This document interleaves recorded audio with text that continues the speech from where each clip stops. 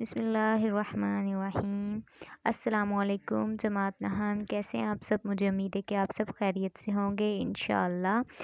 Students, جیسے کہ آپ کو معلوم ہے کہ ہم موضوعاتی مطالعے کا سبق قرآن مجید کی تعارف، حفاظت اور فضائل کے متعلق پڑھ رہے تھے۔ اس کے 2 عنوان ہم نے مکمل کر لیے ہیں۔ آج ہم تیسرا عنوان جو ہے ٹاپک ہے فضائل قرآن، اس کے متعلق پڑھیں گے۔ فضائل قرآن یعنی کہ قرآن کی برکات، کمالات اور اس کی خوبیوں کے بارے میں جانیں گے۔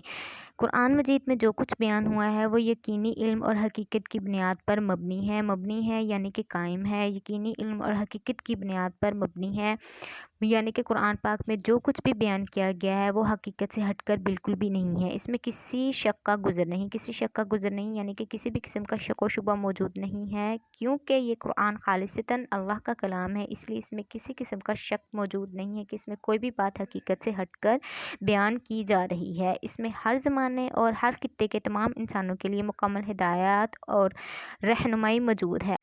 اب ہر زمانے سے کیا مراد ہے؟ یعنی کہ ماضی کے لوگ جو تھے ان کی زندگی سے ہم جو ہے نصیحت پکڑیں۔ حال اور مستقبل کے بارے میں بھی مکمل رہنمائی موجود ہے، اور ہر خطے کے تمام انسانوں کے لیے مکمل رہنمائی اور ہدایت موجود ہے، یعنی کہ یہ دنیا کے کسی کونے میں ایک جگہ میں رہنے والے لوگوں کے لیے ہے، اس میں ہدایت نہیں، بلکہ جو قرآن پاک ہے وہ کل عالم کے لیے ہدایت کا ذریعہ ہے، اور انسان کی دنیا اور آخرت کی حقیقی فلاح کا دار و مدار اسی پر عمل کرنے میں ہے۔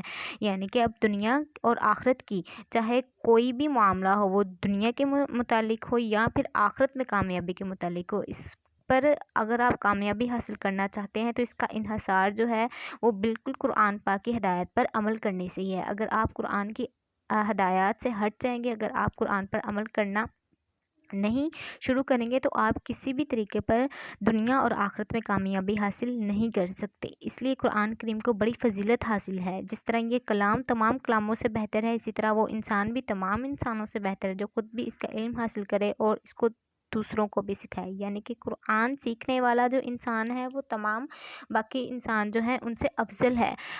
کیوں؟ کیونکہ وہ رب کا کلام سیکھ رہا ہے اور وہ اس کو سکھا رہا ہے۔ اسی سے متعلق جو ہے ارشاد نبوی ہے، یعنی کہ ایک حدیث جو ہے آپ کے سبق میں بیان کی گئی ہے کہ خیرکم من تعلم، تم میں سے بہتر وہ ہے جس نے قرآن سیکھا، وعلمہ، اور قرآن سکھایا۔ یعنی کہ نبی اس بات کو بیان کر رہے ہیں کہ جس نے قرآن سیکھا اور سکھایا وہ تم میں سے بہترین انسان ہے۔ اسی سے متعلق کہ ایک اور حدیث بھی ہے کہ عالم اور جاہل کبھی بھی برابر نہیں ہو سکتے۔ اس لیے ہمیں چاہیے کہ قرآن کا علم حاصل کرنے کی طرف زیادہ سے زیادہ توجہ دیں اور اس کے لیے کسی طرح کی محنت سے دریغ نہ کریں۔ یعنی کہ ہمیں قرآن پاک کا علم حاصل کرنے کے لیے اپنے کسی بھی کام کو آڑے نہیں لے کر آنا چاہیے، اور کسی قسم کی بھی محنت کرنے سے کنجوسی نہیں کرنی چاہیے، پرہیز نہیں کرنی چاہیے۔ جی، اسی سے متعلق جو ہے میں ایک اور حدیث یہاں پر بیان کرتی ہوں کہ علم حاصل کرو چاہے اس کے لیے تمہیں چین ہی کیوں نہ جانا پڑے۔ یعنی کہ علم حاصل کرنے کے لیے تگ و دو کرنے سے ہمیں کسی بھی قسم کی پرہیز نہیں کرنی چاہیے۔ قرآن کریم کی تلاوت بڑی نیکی ہے، اس کے ایک ایک حرف کی تلاوت پر 10 نیکیاں ملتی ہیں۔ یعنی کہ قرآن کا ایک حرف پڑھنے پر 10 نیکیاں ملتی ہیں۔ مثال کے طور پر لفظ ہے الف لام میم، اب یہاں پر الف کو پڑھنے سے 10 نیکیاں، لام کو پڑھنے سے 10 نیکیاں اور میم کو پڑھنے سے 10 نیکیاں ملتی ہیں۔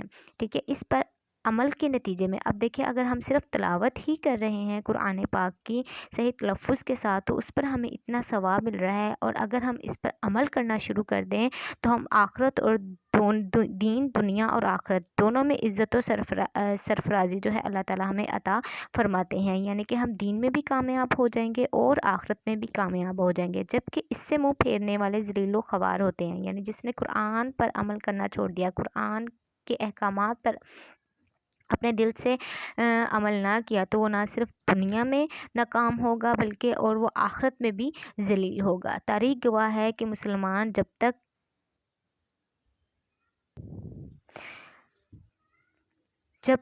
قرآن کی تعلیمات پر عمل پیرا رہے ہیں دنیا میں غالب رہے ہیں، اور جب انہوں نے اس کی طرف سے غفلت برتی، یعنی کہ اس کی طرف سے غفلت برتی لاپرواہی برتی تو وہ عزت و سربلندی سے محروم ہو گئے، یعنی ان سے عزت و سربلندی جو ہے وہ چھین لی گئی۔ یعنی کہ قرآن وہ چاہے ایک انسان کی زندگی کے متعلق ہو یا پھر ایک قوم کے متعلق ہو، جس نے دین پر عمل نہیں کیا، جس نے اللہ کے احکامات کو مکمل طور پر نہیں جانا اور اس پر عمل نہیں کیا، تو وہ جو ہے عروج تک بھی نہیں پہنچ سکتا ہے۔ یہ بات رسول اکرم صلی اللہ علیہ وآلہ وسلم نے پہلے ہی ارشاد فرما دی تھی کہ اللہ تعالیٰ بہت سی قوموں کو اس قرآن یعنی قرآن کی وجہ سے سربلندی عطا فرمائے گا، اور بہت سی قوموں کو اس سے غفلت کی وجہ سے گرا دے گا۔ یعنی کہ اگر ہم کامیاب ہونا چاہتے ہیں، چاہے وہ ایک انسان ہو، چاہے وہ ایک قوم ہو، تو اگر وہ کامیابی چاہتے ہیں تو وہ صرف اور صرف کامیابی کی جو کنجی ہے وہ قرآن پاک کے اندر موجود ہے۔ قرآن پاک کے اندر ہر ایک مسئلے کا حل موجود ہے، اور جو قرآن کی ہدایات سے، قرآن کی تعلیمات سے ہٹ جائے گا وہ کسی بھی طور پر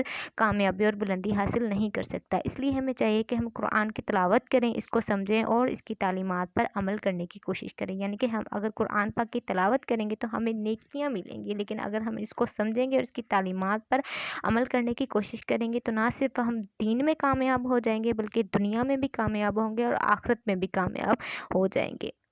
جی اسٹوڈنٹ، مجھے امید ہے کہ آپ کو آج کے جو ٹاپک ہے فضائل قرآن اس کی سمجھ آ چکی ہوگی۔ اسی سے متعلق جو ہے سوال نمبر جو 3 ہے، مشقہ فضائل قرآن پر نوٹ لکھیے، وہ سوال جو ہے وہ اپنی نوٹ بک پر لکھیں گے بھی اور یاد بھی کریں گے، اور اس سوال کے جواب میں مکمل ٹاپک جو ہے وہ آپ کا آتا ہے۔ اوکے اسٹوڈنٹس، اپنا بہت سارا خیال رکھیے گا۔ اللہ حافظ۔